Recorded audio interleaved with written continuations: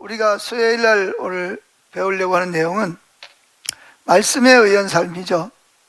말씀에 의한 삶에서 첫째는 어떻게 말씀에 의한 삶을 살 수 있는가, 하나님 말씀에 의한 삶이 무엇인지를 살펴보았고요. 그리고 또 우리가 신학을 위한 4가지 출처의 올바른 순서 위에 서는 삶에 대해서 지금 살펴보고 있습니다. 한번 띄울 수 있나요? 한번 띄워주시면 좋겠습니다. 신학을 위한 4가지 출처의 올바른 순서 위에 서는 삶이 중요합니다.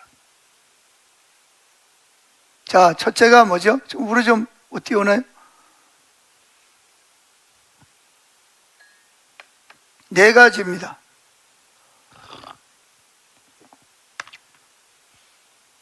네, 감사합니다. 첫째가 뭐죠? 하나님의 말씀인 성경입니다. 가장 위에 있는 것이 첫 번째가 성경, 두 번째가 뭐죠? 전통입니다. 전통.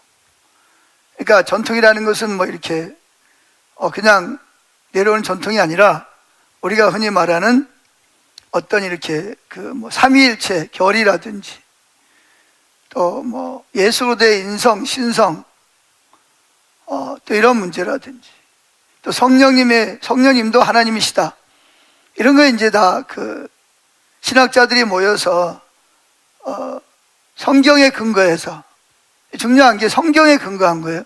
성경에 근거해서 이것이 옳다. 성경에는 삼위일체라는 말이 없지만 삼위일체가 맞다라고 하는 것을 만든 것을 전통으로 우리가 삼위일체라는 말을 쭉 씁니다. 성경에는 없지만 이게 성경에 근거해서 볼 때 이것이 그런 전통으로 쫙 내려오는 걸 말하는 거죠.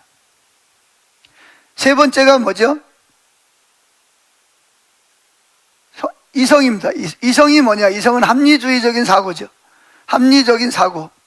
네 번째가 체험 또는 경험이라는 거예요. 그러니까 이 말은 뭐 이제 다음 주에 배우겠지만 맨 위에 뭐가 있냐면 성경에 근거해서 전통이 세워져야 되고, 그 전통이 뭐에 근거해야 된다고요? 사람들이 만든 것이 아니라 성경에 비추어 볼 때 이것이 성경에 맞는지 안 맞는지 살펴봐야 되는 거예요. 그 전통이. 그리고 또 이성, 합리주의적인 사고도 하나님의 말씀에 근거한 합리주의 사고가 돼야 되는 거예요. 그리고 네 번째는 체험이에요. 체험. 이래서 내가 뭐 환상을 봤다, 꿈을 꿨다, 음성을 들었다, 이게 너무 확실하잖아요. 그죠? 강력한 거예요. 근데 그것과 하나님 말씀이 대치되면 어떻게 해야 되죠? 이제 우리는 쉽게 말해서 내가 체험했잖아요. 경험했잖아요. 보았어요. 들었어요. 너무 생생한 거예요. 그렇기 때문에 이것이 하나님의 말씀에 비추어 볼 생각도 하지 않고 그것을 무조건 하나님께로부터 온 것이다, 이렇게 주장을 하고 밀어붙이거나 따라간다는 거예요. 그건 굉장히 잘못됐다는 거예요. 내가 아무리 보고 듣고 만지고 경험했어도 그건 항상 어디냐? 이성과 전통 아래에 있는 거예요. 이성 아래에 있는 거예요. 그리고 어디에 비춰봐야 되냐? 맨 위에 가서 하나님의 말씀에 비추어서 이 내가 체험한 것, 내가 보고 듣고 느끼고 경험한 것이 정말 이 하나님의 말씀에 근거해서 볼 때 이게 정말 성경에 근거한 것인지 하나님의 말씀을 가지고 분별을 해야 된다는 거죠. 이게 이제 신학을 위한 4가지 출처의 올바른 순서라는 게 중요해요. 맨 위에 성경이 있고, 그 다음에 전통이 있고, 그 다음에 이성이 있고, 그 다음에 경험이 있는 거예요. 모든 건 다 어디 있냐? 하나님의 말씀 밑에 다 있어야 되는 거예요. 만약에 이 중에 어느 것 하나라도 하나님 말씀보다 위로 올라가 버리면 우리가 이제 흔히 말하는 건 자유주의라든지 아니면 이단이 돼버리는 거예요. 그래서 지난주에는 우리가 세미나 때문에 못했고, 그 전주에는 전통에 대해 살펴봤습니다. 전통. 오늘은 이성, 합리주의가 아무리 합리적인 것일지라도 하나님의 말씀과 전통 아래에 있어야 된다. 그걸 대해서 살펴보고, 그래서 성경과 이성, 그래서 우리가 하나님의 올바로 아는 데 있어서 중요한 것은 이성, 즉 합리적인 사고입니다. 우선 하나님은 합리적인 분이셔요. 그리고 우리에게 합리적인 사고라는 말은 생각하고 분별할 수 있는 능력을 하나님이 주셨어요. 뿐만 아니라 기독교의 진리는 굉장히 합리적인, 이 세상에 많은 종교가 있지만 그 중에 가장 합리적인 그런 종교를 한다면 기독교만큼 합리적인 종교가 없죠. 근데 여기서 합리적이라 하면 당연히 하나님을 전제로 한 합리주의죠. 하나님을 떠난 합리주의, 이거는 합리주의라고 말할 수가 없어요. 자, 그래서 첫째, 합리적 사고가, 즉 우리에게 가지고 있는 이성이 있잖아요. 이성, 그죠? 이성이 성경 1로 가면 문제가, 그래서 이성은 항상 어디 있어야 되냐? 하나님이 합리적이고 이성적이시고 우리에게 이성을 능력을 주셨지만 그 이성은 항상 어디 있어야 되냐면 순서적으로 볼 때 항상 세 번째에 있어야 된다. 즉 가장 맨 위에 있는 성경 말씀 아래에 있어야 된다는 거죠. 그런데 이게 만약에 이성이 하나님 말씀보다 위로 올라가게 되면 그걸 우리는 뭐라 그러면 자유주의라고 합니다. 자유주의. 따라해보세요. 자유주의. 여러분, 자유주의가 뭔지 아세요? 자유주의는 합리적인 잣대를 갖다가 들여대서 이성에 맞지 않으면, 합리적으로 맞지 않으면 다 뭐예요? 신화라 그래요. 신화가 뭐죠? 우리나라 당군 신화라는 게 있잖아요. 그죠? 곰하고 호랑이하고 산신령을 찾아가서 어떻게 사람이 될 수 있냐? 그랬더니 뭐라 그래요? 굴 속에 들어가서 마늘을 먹고 며칠을 기다려라. 그러다가 곰은 끝까지 기다렸는데 누구는? 호랑이는 중간에 튀어나왔다는 거예요. 그래서 그 당군이 탄생했다. 이게 그런 어떤 사람이 상상을 해서 만든 것을 뭐라 그러냐면 신화라 그래요. 신화. 실제로 있었던 일이 아니고 그냥 사람들이 소설을 쓰듯이 그냥 머리를 짜내서 그냥 이렇게 했다고 하자. 예를 달나라에 뭐가 있다? 토끼가 뭘 하고 있다? 방아를 찢고 있다. 이런 신화. 사람이 그냥 상상해서 만든 이야기를 신화라 그러잖아요. 그래서 이제 합리주의는 합리주의인데 뭐에 근거한 합리주의냐? 하나님의 말씀에 근거한 합리주의가 되어야 됩니다. 그런데 이성을 가진 사람들은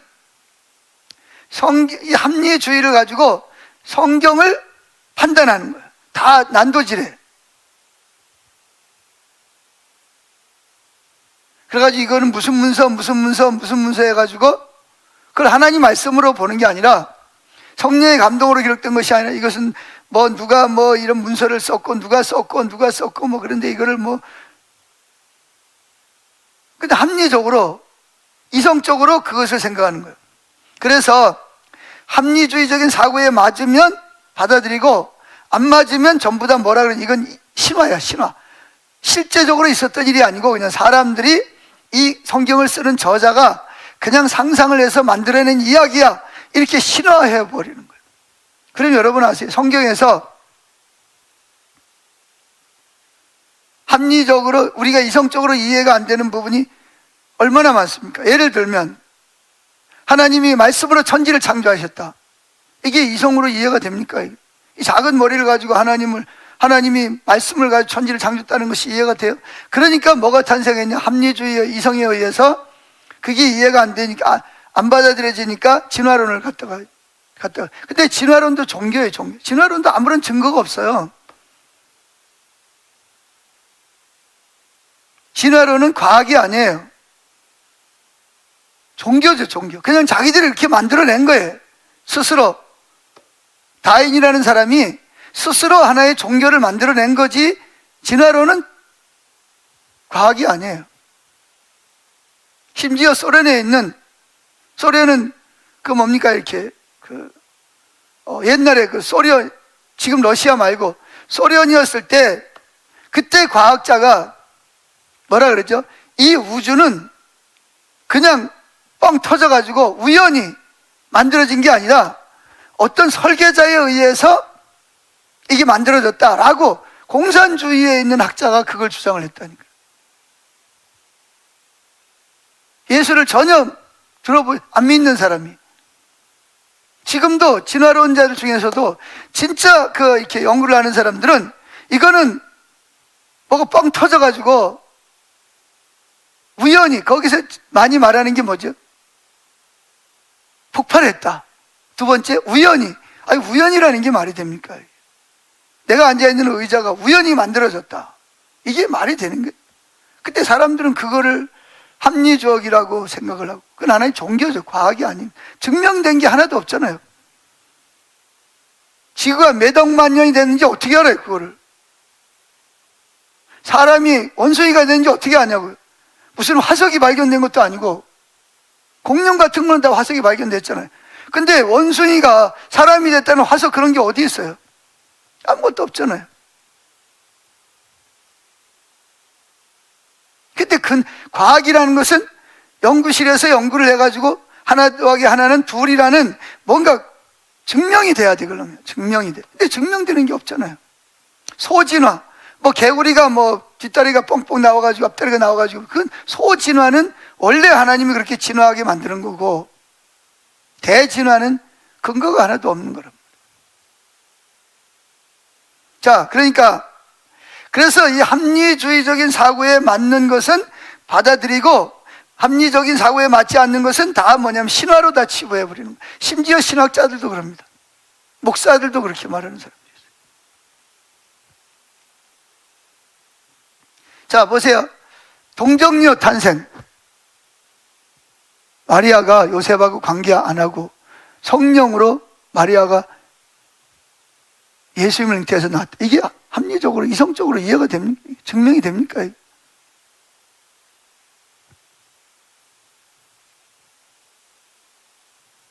예?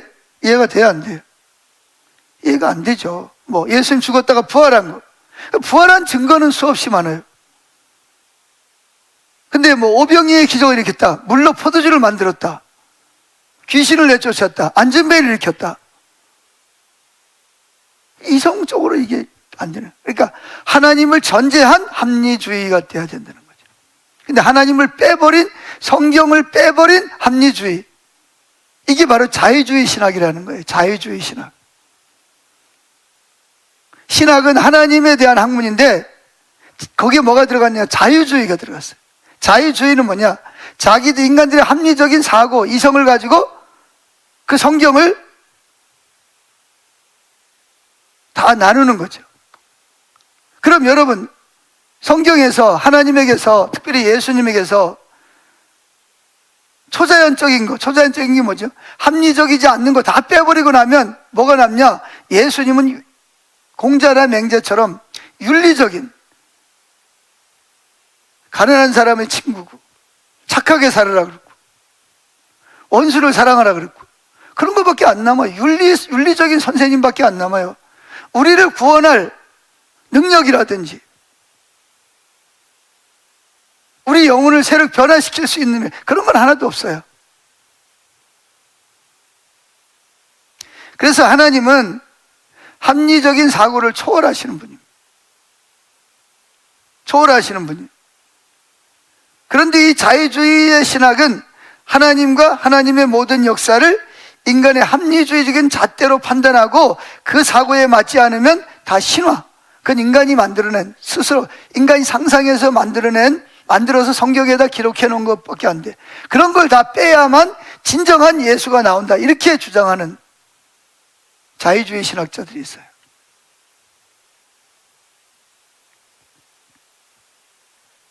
그러니까 왜 이렇게 자유주의 신학이 이렇게 확산됐냐? 그 이유는 바로 일반 대학에서 하나의 과목으로 가르쳐진 데서, 이 대학의 근본 바탕은 합리주의적인 사고잖아요. 근데 이 그 중세까지만 하더라도 어떻게든 중세가 타락하고 그랬지만 어떤 그 뭐죠? 그걸 뭐라 그래요? 그 불란서 혁명. 그런 것이 일어나기 전까지만 해도 이 신학을 배우되 신학이 뭐예요? 성경 아래에 있었단 말이에요. 합리적인 사고가. 그런데 이 혁명이 일어나면서 합리적인 사고가 어디로 갔냐 하면 하나님 말씀 위에 올라앉아 있는 거예요. 성경보다 위에서 합리적인 사고를 가지고 하나님 말씀을 가지고 잣대를 갖다 들이대기 시작하는. 그래서 이건 신화. 동정녀가 처녀가 뭐 성령으로 잉태해서 이거는 신화. 또 예수님께서 물 위로 걸어가고 이건 신화. 물을 가지고 포도주를 만들었어. 이건 인간이 만든 신화지. 이 말이 되냐? 예수님이 풍랑을 잔잔케 했다. 이건 예수님을 신격화하기 위해서 신화를 사람이 만드냐? 이것도 빼버려. 귀신을 쫓아낸 거, 이것도 귀신이 세상에 어디 있어? 이것도 신화 다 빼버려. 죽은 자 살렸다. 이건 예수님을 신격화하기 위해서 만든, 이것도 빼버려. 오병이의 기질, 그거 어떻게 그런 일이 있어? 그것도 다 예수님을 하나님처럼 만들려고 다 신화 다 빼버리고 나면 그럼 뭐가 남아요? 하나님은 없어져 버리고 공자나 맹자처럼, 공자왈, 맹자왈 이런 것만 남는 거예요. 그리고 그걸 신앙이라고 붙들고 설교하고, 그러니까 자유주의 신학을 하는 사람들은 대부분이 뭐냐? 복음은 전하지 않고 뭐냐 하면 가난한 사람 구제해야 되고 억울한 사람 더 데모하러 다니고. 그게 잘못됐다는 건 아닌데 하나님과의 인격적인 관계, 친밀함, 하나님의 음성 듣는 거, 하나님 행하신 분은 이런 거는 전혀 없죠. 그런 건 다 신화인데. 그래가지고 우리 그 세문교 성교에 있다가 이렇게 다른 곳으로 가서 거기서 그 교회 아주 역사가 아주 오래된 교회가 있어요. 서울에. 건물도 아주 엄청 오래됐고 문화재입니다. 근데 그 교회는 주일날 그 절간에 있는 분들을 불러다가 강연시키고, 또 무슨 돌? 무슨 돌 교수인가 그런 사람 불러다가 강연시키고. 왜? 분별을 해야 된다 이래가지고. 하여튼 웃기는 정말.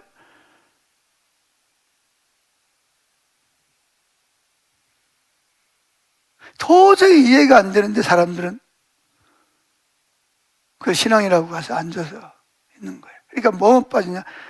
하나님 예수는 다 빠져버리고 인간 예수만 나. 그래서 착한 일 해야 돼. 거짓말 하면 안 돼. 어려운 사람 속에 들어가서 도와야 돼. 좋아요. 근데 극단적이에요, 극단적. 거기에 뭐가 있냐? 예수님이 우리 죄를 위해서 하나님이신데 영광을 버리고 이 땅에 오시고, 동정녀 마리아를 통해서 오시고, 성령으로 잉태하시고, 세례를 받을 때 성령으로 임하셔서 40일 동안 금식하시고, 마귀에게 시험을 받으시고, 이런 것들은 다 신하니까 다 빼버려. 이게 자유주의 신학이에요. 그러니까 요즘 자유주의 신학의 신학자들은 뭐라 그러냐? 동성애, 그거 성경 쪽이라고. 동성애 하는 사람들 불쌍하지 않냐고. 교회가 그런 사람들 교회가 언제 그런 사람들 배척한 적 있나요? 정죄했나요? 동성애가 죄라고 가르치지, 그 사람들을 정죄하거나 그 사람들 교회에 오지 못하게 한 적 없어요. 근데 그 동성애가 하나님 뜻이라는 거예요. 합리적으로 볼 때 사랑이 하나님이신데, 이게 자유주의 신학이에요.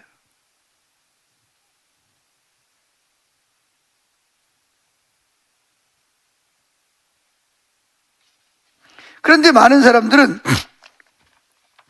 자유주의 신학, 근데 뭐가 자유주의 신학인지를 몰라.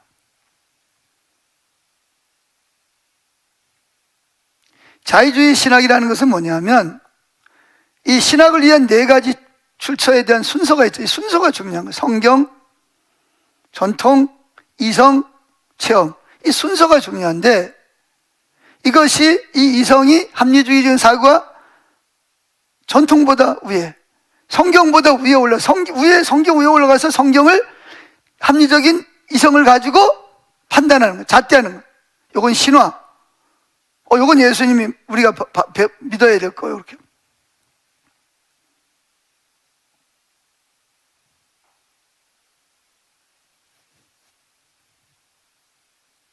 그러니까 그런 거는 점점 더 쇠퇴해져.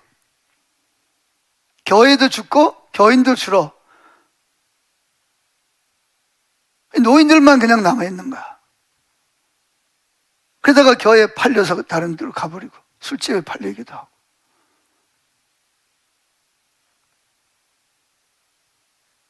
그래서 그러면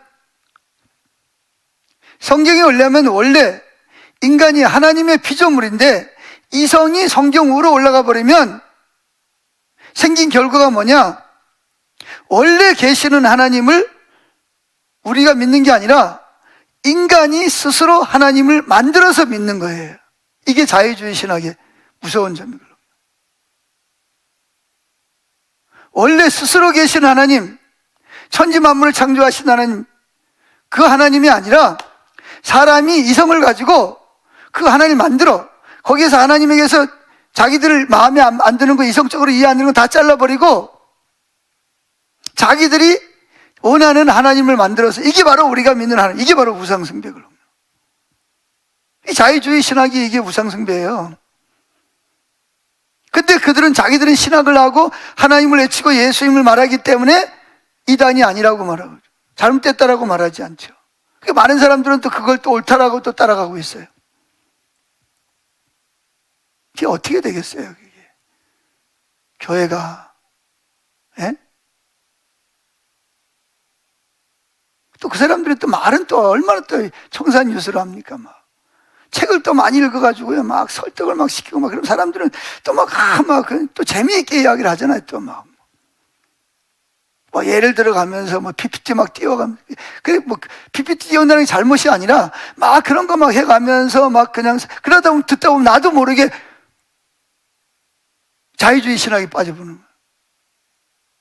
나도 모르게 성경 위에 올라가가지고 합리주의를 가지고 성경을 갖다가 난도질하고 합리적으로 마음에 안 드는 거는 다 빼버리고 뭐만 남냐?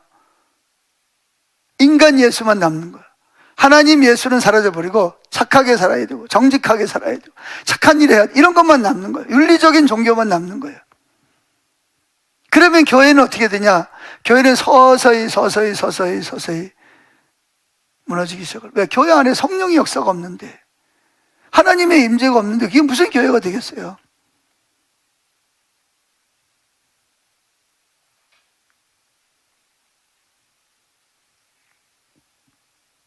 그래서 이 합리주의적인 사고가 성경 위로 가면 주님을 따라갈 수가 없어요. 합리적인 사고가 성경 위로 가는 문제는 자유주의 신앙을 가진 사람들의 문제가 아니라 보수적인 신앙을 가진 사람들도 합리적인 사고를 그러니까 합리적인 사고가 성경 위로 올라가는 잘못을 범할 수 있단 말이죠.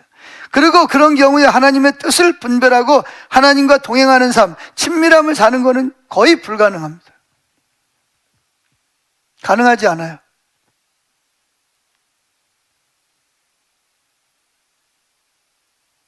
우선 우리의 합리적인 사고는 하나님의 뜻을 분별할 수가 없어요. 하나님 뜻과 우리 뜻이 다르잖아요. 자, 성경 읽어봅시다. 자, 이사야 55장 8절 9절 다 같이 읽습니다. 시작.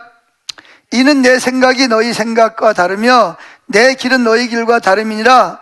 여호와의 말씀이니라. 이는 하늘이 땅보다 높음같이 내 길은 너희 길보다 높으며 내 생각은 너희 생각보다 높음이니라. 어떻게 피조물이 어떻게 하나님보다 어떻게 높을 수가 있겠어요? 근데 자유주의 신학은 피조물이 하나님 위에 올라와서 하나님을 판단하고 다 잘라내는 거예요. 자기 마음에 안 드는 건 다 잘라내. 자기 마음에 드는 것만 받아들이는 거죠. 이게 자유주의 신학의 무서운 점. 그러니까 인간 중심, 인본주의, 하나님에 대한 것은 다 사라져버리고 그러니까 성경은 밑으로는 뭐에 오냐? 인간 아래에 있어요. 인간이 하나님의 말씀을 가지고 마음에 들면 받아들이고 마음에 안 드는 건 다 잘라버리고, 이건 내가 보기에는 안 믿어져. 그럼 잘라. 이건 말이 안 돼. 잘라. 그럼 뭐만 남겠어요? 윤리만 남죠. 윤리적인 종교만 남죠. 제가 신대원에 처음에 갔는데 1학년 때 승실대에 있는 윤리학 교수가 들어와가지고 첫 번째 질문이 뭐냐? 여러분, 동정녀가, 그러니까 여자 혼자 예수님을 낳았다고 믿는 사람들은 손 들어 보십시오. 신학생이 다 손들죠, 대부분이 다. 그랬더니 아이고요, 이 어리석은 이 친구들 좀 보게. 그날 난리가 났죠. 그날 그냥 그 신학교, 그 신대원 오려고 막 2년, 3년, 어떤 친구는 막 5년씩 재수해가지고 들어온 친구들 난리가 났어요. 뭐 이런 신학교가 다 있냐. 신학교 잘못 왔다.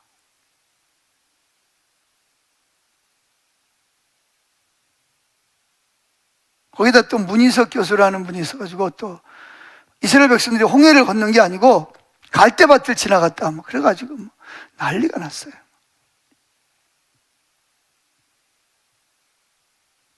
그래가지고 신학교 때려치운 친구들도 있고요.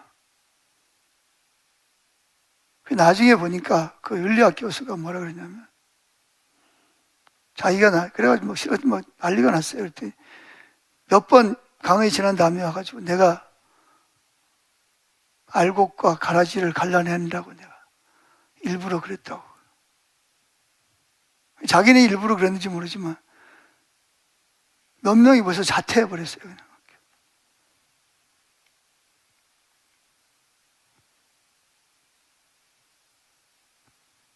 여러분, 하나님의 길과 우리 길이 달라요. 하나님의 생각은 높고 인간은 피조물이에요. 어떻게 창조주 하나님을 다 이해할 수가 있겠어요? 그분은 스스로 계시는 분인데. 자, 그래서 그거를 뭐라 그러냐면, 이성을 가지고 있는 사람들에게는 예수 그리스도가 비밀이라고 해서 비밀. 자, 고린도전서 2장 8절부터 10절을 읽어보겠습니다. 고린도전서 2장 8절부터 10절 시작.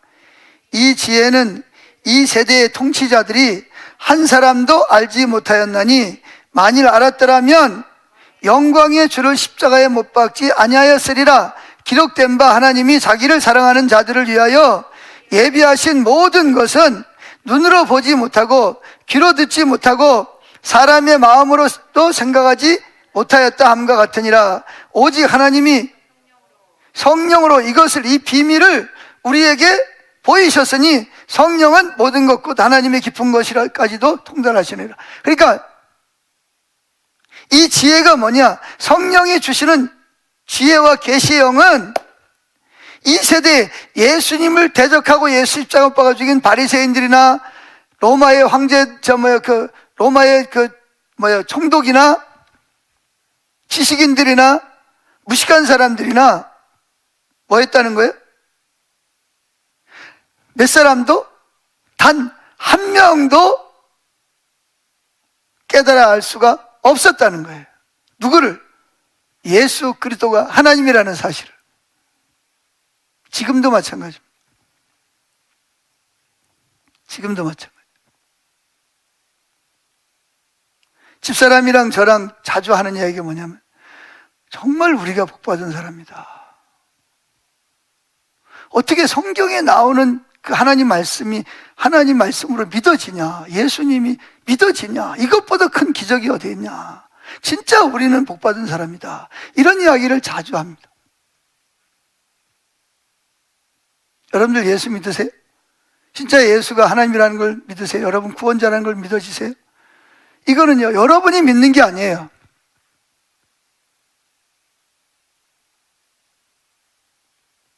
성령께서 여러분들의 눈을 열어서 듣고 보고 깨닫고 믿게 하시는 거지, 여러분이 믿는 게 아닙니다.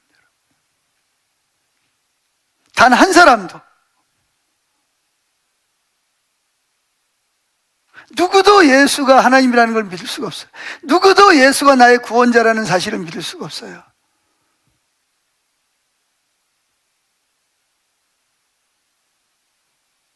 성령으로 말미암지 않고는. 그래서 여기 이렇게 말하고 있잖아요.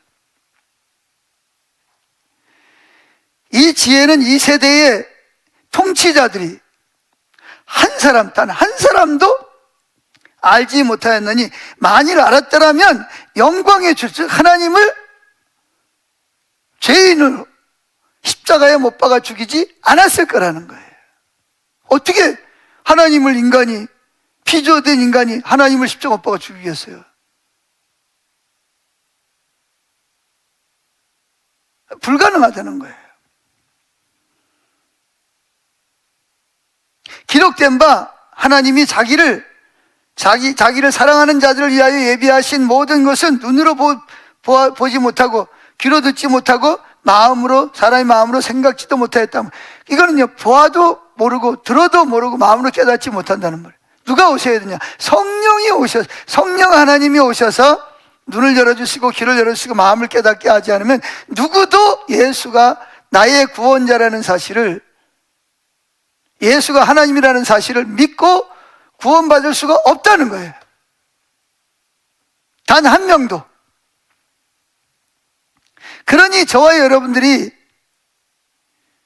이 예수가 하나님이라는 사실과 나를 사랑하셔서 나 대신 십자가에 죽으시고 부활하셨다는 사실을,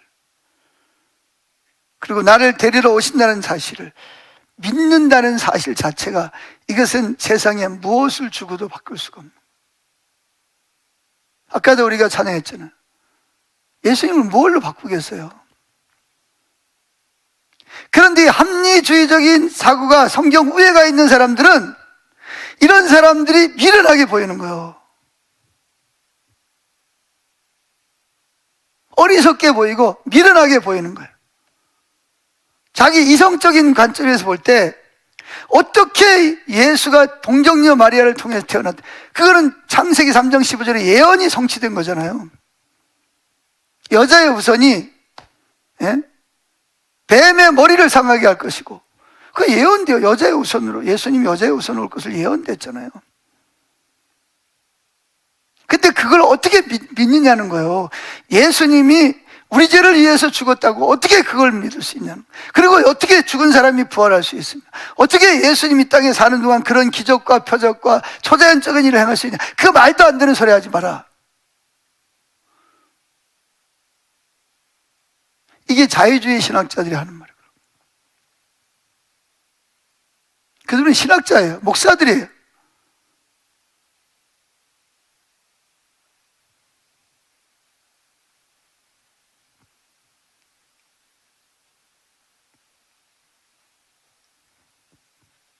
그러니까 합리적인 사고가 하나님 말씀보다 우애가 있으면 하나님의 뜻을 분별할 수 없어요. 또한 하나님을 따라가려면 믿음이 필수인데, 합리적인 사고가 성경 우애가 가면 하나님 믿을 수가 없어요. 그게 어떻게 믿어지겠어요? 이거 믿어진다는 것은요, 이거는 0.001%도 가능성이 없어요. 인간의 사고로 예수를 믿으려면. 그러니까 그 사람들이 볼 때는, 성경 찾아보세요. 고린도전서 2장을 찾아보세요.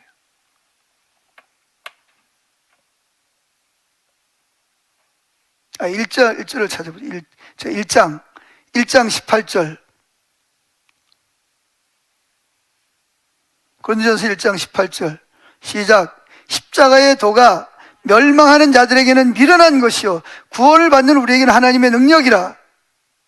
기록된 바 내가 지혜 있는 자들의 지혜를 멸하고 총명한 자들의 총명을 멸하라 했으니, 지혜 있는 자가 어디 있냐? 선비가 어디 있냐? 이 세대의 변론가가 어디 있냐? 하나님께서 이 세상의 지혜를 미련하게 하신 것이 아니냐? 하나님의 지혜에 있어서는 이 세상이 자기 지혜로 하나님을 알지 못하는 거로. 보세요. 인간의 지혜로는요, 예수가 하나님이라는 절대로 알 수가 없어요. 그러니까 어떻게 믿어요? 어떻게 신앙생활 하냐고요? 그냥 종교생활은 가능하죠.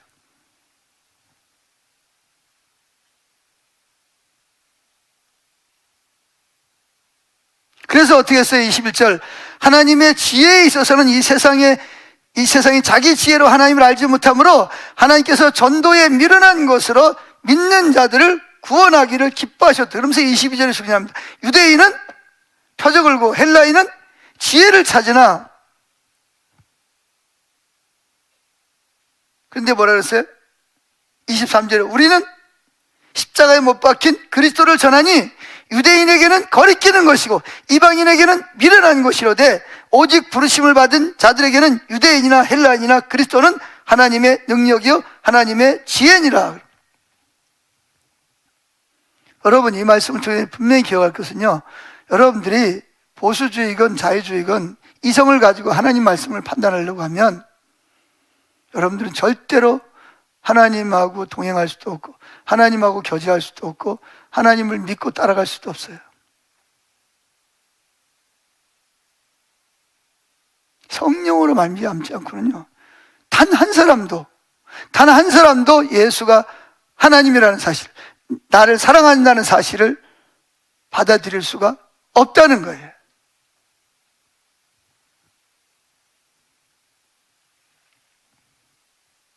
그래서 2장 2절을 보세요. 고린도전서 2장 2절.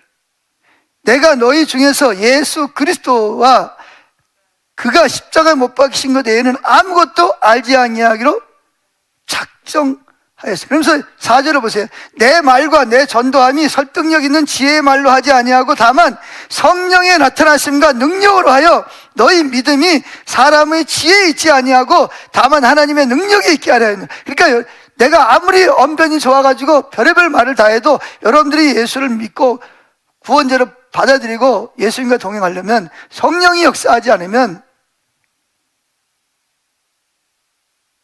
아무도, 단 한 사람도 예수를 믿고 구원받을 수 없다는 거예요.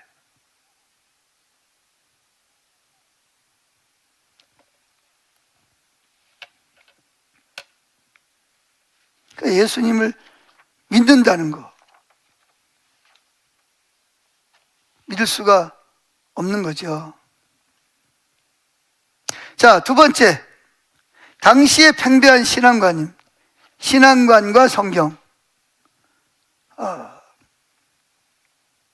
말씀에 의한 삶을 살려면 반드시 당시의 팽배한 신앙관도 성경 아래에 검증해야 된다. 그렇지 않으면 자신들은 하나님 말씀에 의한 삶을 산다고 생각할지 모르지만 실제로는 하나님의 의견에 의한 삶을 살게 된다는 거예요. 예수님은 그랬잖아요. 너희가 입술로는 나를 공경하나 마음은 내게서 멀도다. 너희가 나를 경배하는 것은 사람에게 배워서, 이렇게 예배 드려야 된다고 배워서 예배하는 거지, 진짜 내가 성령을 감동을 통해서 내가 너희를 위해 십자가에 죽고 내가 부활하고 내가 너희를 의롭게 한 것을 믿어져서 너희들이 나를 예배하는 게 아니다, 이렇게 말하고 있어요. 이게 얼마나 슬픈 일입니까? 본인들은 다 자신들이 하나님 믿고 구원받았다고 하는데 실제로는 속을 들여다보면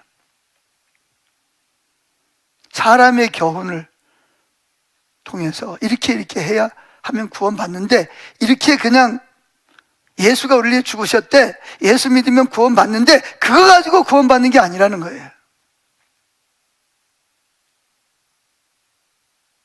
거기에 성령이 오셔서 내 눈을 열어서 내가 죄인인 것과 내가 얼마나 타락한 죄인인가, 내게 선한 것이 없고 내가 얼마나 형벌 아래에 있는지를 성령께서 율법을 통해서 보게 하시고,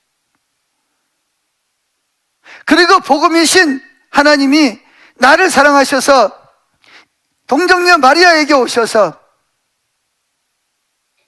놀라운 선한 일을 하시고 내 죄를 위해 십자가에, 근데 우리가 예수 십자가에 오는 걸 봤어요? 십자가 죽는 걸 봤어요? 부활한 걸 봤어요? 우리 아무것도 본 거 없잖아요. 합리적으로는 보고 만지고 느껴야 되는데 그런 게 없잖아요. 육체적으로는 그런 걸 못해요. 그런데 성령이 오시면 내 영으로 그거를 알게 하시는 거예요. 느끼게 하시고 깨달아지게 하시고 믿어지게 하셔서 회개의 눈물을 흘리게 되고 감격의 눈물을 흘리게 되고 기쁨의 눈물, 소망을 가지게 되고.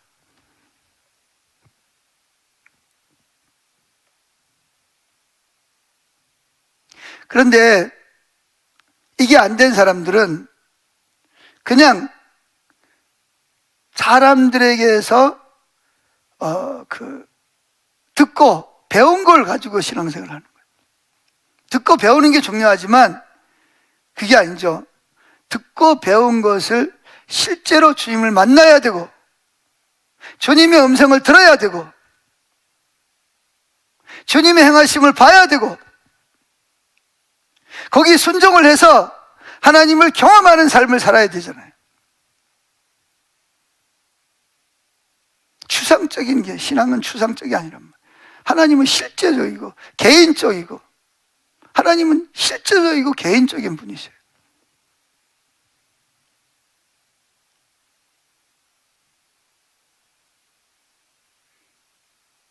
그래서 여기에 당시의 팽배한 신앙관이 뭐냐? 그거 보세요. 작은 첫째. 우리 눈을 가리는 가장 중요한 요인 중에 하나는 당신의 팽배한 신앙관입니다. 구약이나 신약이나 마찬가지죠. 예를 들어서 에레미야 시대 보면 거기에 맨 아래 따는 보세요. 에레미야 시대의 유다 백성들은 안식일이면 하나님께서 친히 자기 이름을 두시겠다고 맹세한 예루살렘 성전에 성대한 예배를 드렸습니다. 화려한 예배를 드렸죠. 온갖 악기와 최고의 정말 예복을 입고 제사장들이 성경에 나와 있는 그 전통대로 그들은 많은 희생을 드렸고 그들은 심지어는 저 남예멘까지 가가지고 남방까지 가가지고 특별한 양품을 사다가 하나님께 번제를 드리고 또한 그들은 율법을 가지고 있기 때문에 우리는 지혜롭다고 자부했고 그리고 그들은 입만 벌리면 하나님 이야기를 했습니다.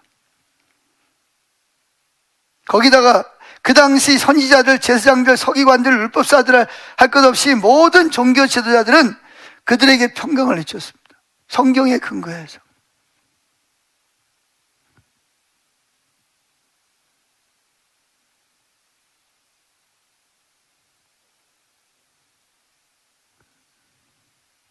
그리고 자기들이 기 열심히 하기 때문에 하나님은 그들에게 평강, 말 그대로 복을 주실 것이라고 믿었어요.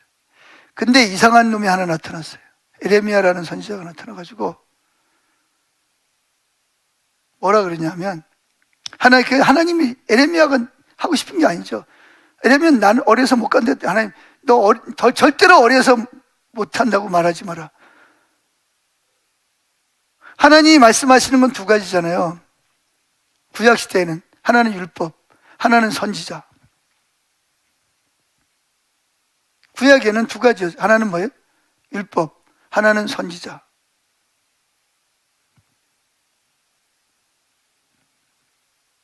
그런데 에레미야라는 선지자가 나타나가지고 그 성대한 예배를 드리고 있는 그 예루살렘 성전을 향해서 뭐라 그러냐면 에레미야 7장 9절에 이것이 성전이라는 말도 안 해. 왜? 성전은 하나님이 안 계시니까. 이미 하나님 떠났어요. 이것이 하나님의 성전이라는 거짓말을 믿지 말라. 하나님 여기 안 계신다는 거예요. 하나님 여기 계셔서 여러분들 예배드림 받으시고 축복하신다는 거짓말을 믿지 말라는 거예요. 그러니까 그때 당시에 선지자들과 제사장들과 율법사들은 눈이 뒤집히는 거죠. 분명히 하나님이 솔로몬에게 꿈에나 내가 여기에 내 이름을 둔 이곳에 와서 예배하고 기도하면 내가 듣겠다고 말씀하셨는데 이게 에레미야라는 새파랗게 젊은 놈이 나타나가지고 이것이 하나님의 성전이라는 거짓말을 믿지 말라고 그러질 않나? 예? 심지어는 뭐라냐? 하나님이 성전을 파괴시켜버릴 것이고 너희들을 바빌론으로 70년 동안 포로로 잡혀갈 것이라고 그러고 만약에 그때 거기 있었으면 여러분들은 어땠을 것 같아요? 누구 말을 믿었을 것 같아요? 당시에 팽배한 쉽게 말하면 거짓 선지자, 거짓 율법사, 거짓 제사장 그들은 성경에 근거해서 외쳤다니까요. 근데 에레미야라는 제사장의 아들이에요. 근데 이게 일반 제사장들은 정반대 이야기를 하는 거예요. 이것이 성전이라는 말도 안 돼. 이것이 하나님의 성전이라는 거짓말을 믿지 말라. 그러면서 너희들 다 포로가 잡혀갈 것이고 성전이 파괴될 것이다. 와, 이게 여러분들 그때 당시에 살아계셨으면 누구 말이 옳다라고 믿었을까요? 젊은 에레미야의 말을 믿었을까요? 아니면 당시의 팽배한 신앙관을 받아들였을까요? 어땠을 것 같아요? 예? 어느 게 더 옳다고 믿었을 것 같아요? 아마 저나 여러분이 그때 당시에 있었으면 그때 당시에 팽배한, 누구나가 다 그렇게 믿었으니까, 그것도 성경에 근거해서 그걸 믿었을 겁니다. 그래서 심지어는 뭐라 그러냐, 너희들은 하나님을 믿는 게 아니고 성전을 믿는다 그래요. 하나님을 인해서 자부심을 갖는 게 아니라 황금 도움으로 된 금으로 막 쌓아 발랐잖아요. 이걸 믿는 거예요, 이걸. 성전이 하나님이에요? 아니에요. 성전은 사람에 의해서 하나님 주신 설계도대로 만든 거지. 우리가 달이나 별을 하나님으로 믿는 거나 성전을 믿는 거나 똑같은 우상숭배 아니에요?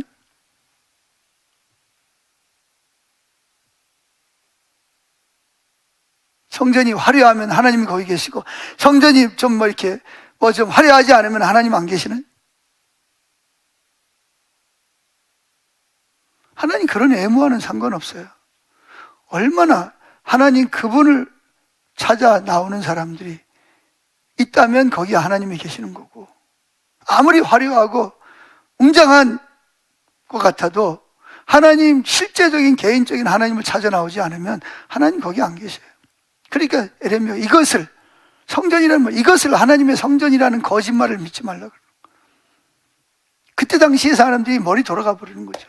이게 저게 어디 새파랗게 젊은 놈이 나타나가지고 뭐 성전이라는 이것을 뭐 하나님 성전의 거짓말을 믿지 말라. 얼마 안 가서 성전이 불에 타 없어져 버릴 것이다. 뭐 제사장과 너희들은 뭐예요? 저들이 바벨론의 칼에 죽거나, 그때 바벨론이라는 사람은 어디인지도 몰랐어요. 이스라엘 백성들. 포로로 잡혀갈 것이고, 너희들은 하나님을 믿는 게 아니라 성전을 믿고 있다라고 말해요.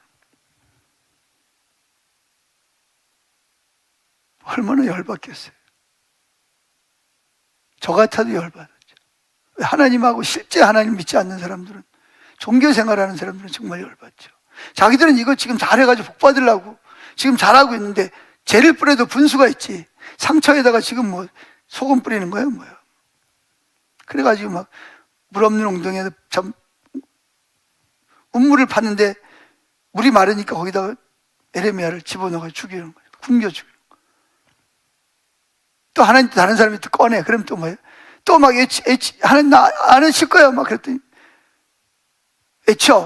애치지 않으니까 막 속에서 막 하나님이 막 역사를 해가지고 견뎌서 또 나가서 애쳐. 그랬더니 뭐냐, 또 새고랑이 차여가지고 또 가가지고 또 창고에 가서 또 막 채찍으로 막 얻어맞고. 그 엄마 아버지는 얼마나 또 속상하고 또 힘들었겠어요. 제사장인데.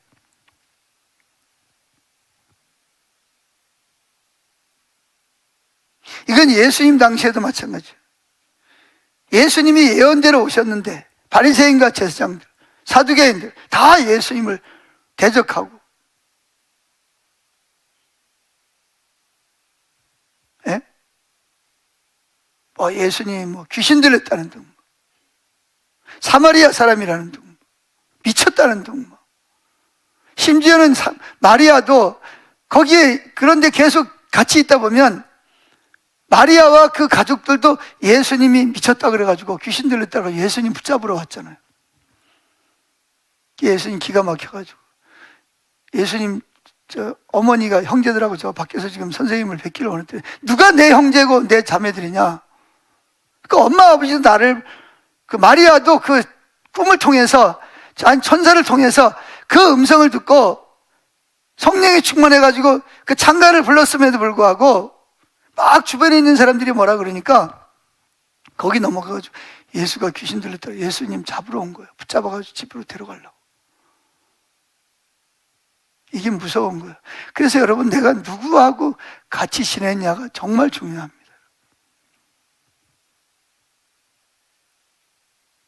정말 이 이성적인 합리주의, 하나님은 합리주의예요. 우리에게 합리주의로 능력 주셨어요. 근데 합리주의가 성경보다 위에 올라가 있는 사람하고 같이 지내면요, 처음에는 아니야, 그럴 리가 없어. 그런데 계속 들어보세요.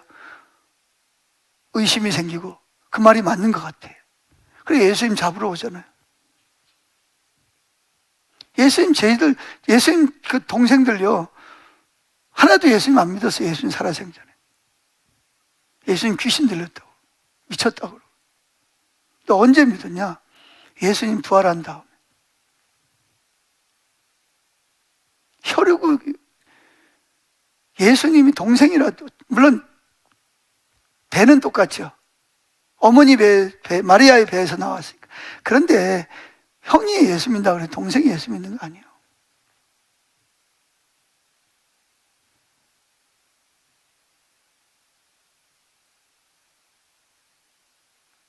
물론 나중에 많은 형제들이 다 예수를 믿지만 야고보도 예수를 믿고, 근데 나머지 제자들, 뭐 유다라든지 그런 사람들은 예수를 믿었다는 기록이 없어요, 성경에. 원래 제가 잘못 알고 있는지 몰라도 성경엔 그런 기록이 없어요.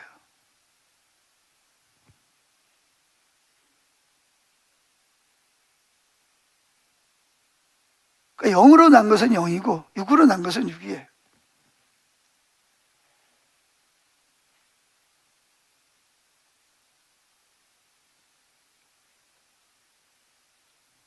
그러니까 그때 당시에 팽배한 신앙관을 가지고 있는 사람들은, 그게 특별히 뭐냐, 합리주의적인 사람들. 그래서 고등학교 때까지 예수님 잘 믿다가 대학교 가면 가서 신화론 배우고, 대학은 대부분이 학문이 합리주의적이잖아요.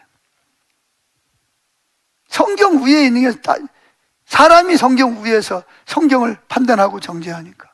더군다나 교수들이 그 불신앙을 가진 교수들이 계속 그런 걸 이야기를 하니까 신앙을 버리는 거죠. 신앙생활 하기가 정말 어려운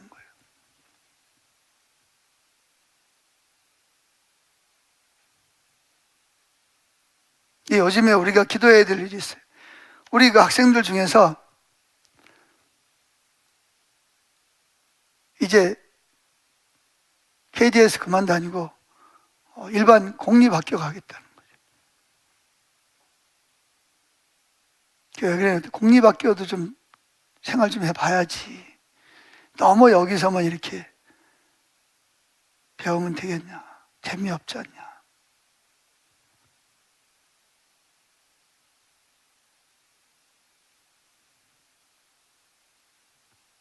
동경을 하는 거예요. 세상에 있는 그런 거에 대해.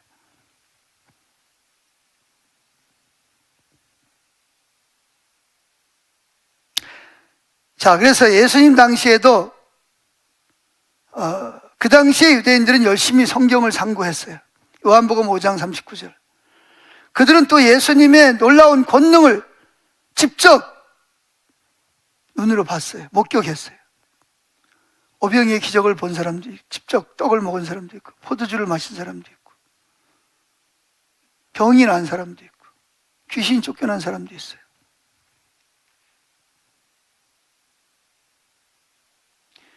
그 당시 유대인들은 그런 하나님의 역사를 실제로 보았어요. 그리고 그분 6개월 앞서 온 세례 요한을 통해서 예수님이 자기 뒤에 불로 세례를 줄 것이라고 예언했어요. 그러나 그 당시 너무나 많은 유대인들은 성경을 통해서 개인적으로 하나님을 만나거나 하나님의 음성을 듣거나 하나님의 행하심을 보거나 하나님과 교제를 나누는 사람들이 많지 않았죠. 물론 시므온이나 안나와 같은 사람들은 제사장이고 선지자였지만 그들은 그걸 믿었어요. 다 그런 건 아니지만 많은 경우에 그때 당시 팽배한 신앙관으로 인해서 예수님을 하나님으로 믿지 않았어요. 영적인 눈이 어두워졌어요. 극히 일부만. 오늘날도 마찬가지죠. 오늘날도 예수 믿는다고 하지만 하나님의 설교를 들으면 여러분들은 제가 하는 설교를 들으면서 이것이 하나님 말씀에 근거한가 안 한가를 여러분들이 분별해 봐야 됩니다. 요즘도 팽배한 신앙관이 뭐죠?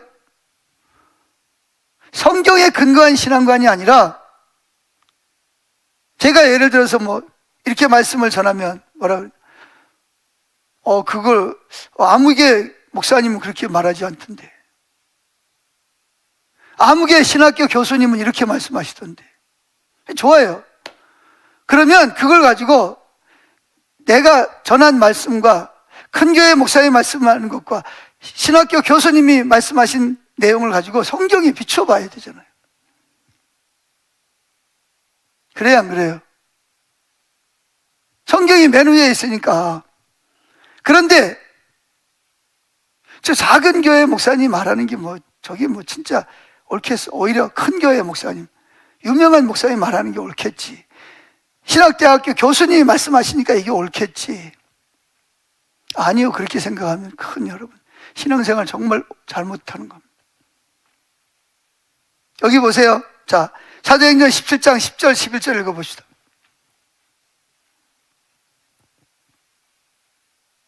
시작. 밤에 형제들이 곧 바울과 실라를 베레아로 보내니 그들이 이르러 유대인의 회당에 들어가니라. 베레아에 있는 사람들은 데살로니가에 있는 사람들보다 더 너그러워서 간절한 마음으로 말씀을 받고, 그리고 그 다음이 중요한 거예요. 이것이 그러한가 하여 날마다 성경을 상고함으로. 사도 바울이 누굽니까? 당시 최고의 신학자요, 목회자입니다. 신라가 누굽니까? 유대인이면서 굉장히 유명한 하나님 성경학자입니다.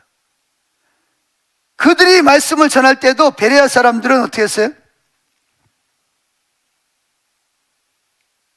날마다 성경을 상고하고, 이것이 진짜 하나님 말씀에 맞는 거예요. 근데 데살로니가 사람들은 아예 들어보고 당시에 팽배한 신앙관을 가지고 바울을 배척했어요.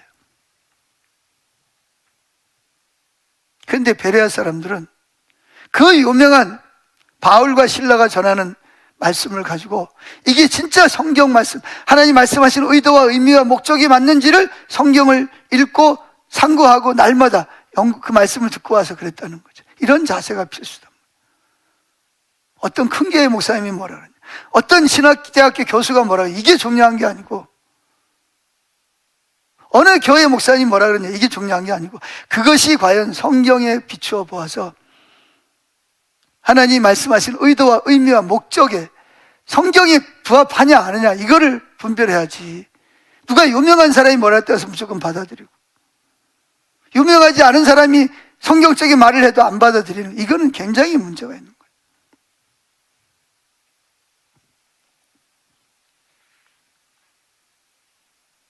뒤에 보면 여지원 목사님에 대한 이야기를 합니다. 그래서 우리는 하나님 말씀이 그러하면 믿고 순종하고 따라가는 거예요. 누가 뭐라 그래도. 그러면 열매가 맺혀요. 인내하고는 말씀이 맞으면 따라가는 거예요. 자, 찬양인도 좀 나오세요. 주님 말씀하시면 그 찬양을 좀 한번 찾아볼게요. 그게 몇 장이죠?